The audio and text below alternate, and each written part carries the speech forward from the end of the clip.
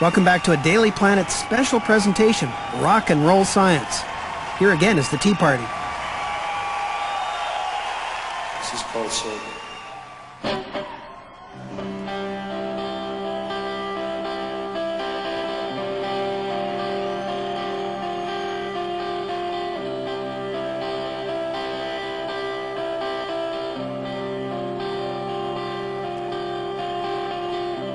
If fate holds a purpose,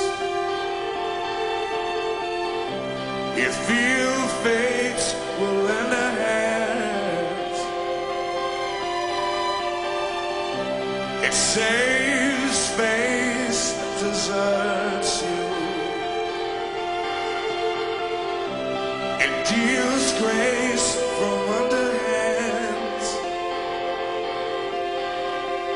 And every time the passer wakens, every time your soul starts breaking,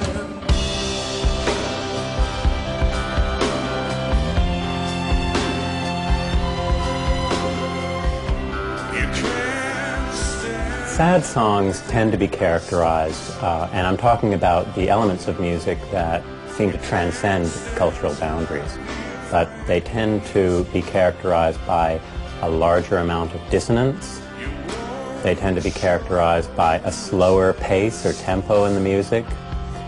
They tend to be characterized by our expectations being denied more than they're fulfilled. Sad music is generally not loud, fast, simple. It's more complex, softer, slower pace.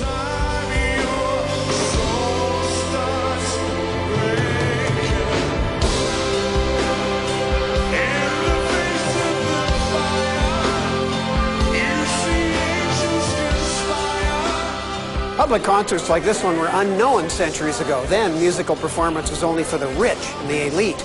But you might know the name of the man who in the 1700s changed concert going into a public activity. Ludwig van Beethoven.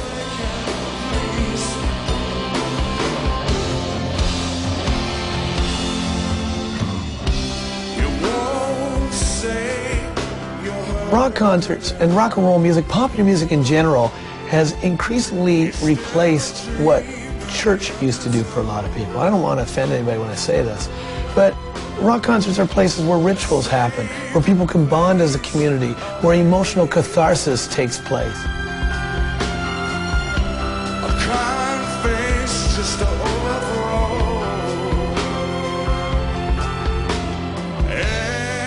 The structure of the song emotionally, you know, what the song is conveying through the poetics as well, will play a big part in where it's placed in the set list, right?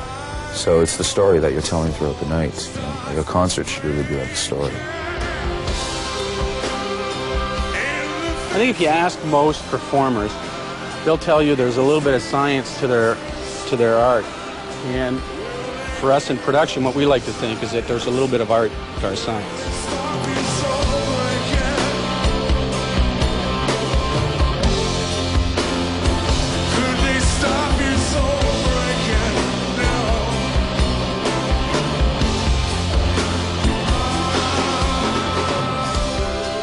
On a show day, I'll tune them when I come in, and then I'll tune them again in the afternoon, and then again right before they're played.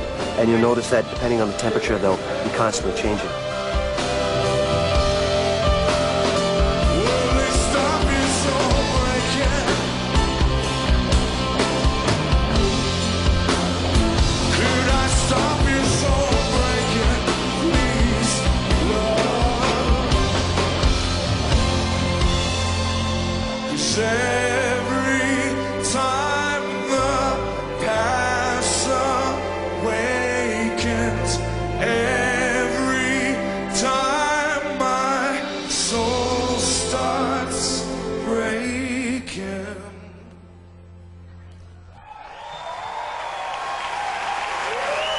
Thank you very much.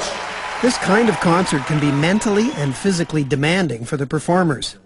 That's why in the moments leading up to it, The three members of the Tea Party prepare much like pro athletes getting ready for a big game. Drummer Jeff Burrows taps out rhythms frantically on anything he gets near. Jeff Martin spends this time quietly preparing himself mentally. And bassist Stuart Chatwood tries to relieve some of the tension. Was I too early with Inanna, the thing? Because you cued me and I believe... This is also the last chance for the band and the conductor to work out any last-minute issues from a long day of rehearsal. It seemed to me that I was about to go. And at this show, you also hear this backstage. We'll see what happens when that voice gets together with the Tea Party and a 42-piece orchestra next.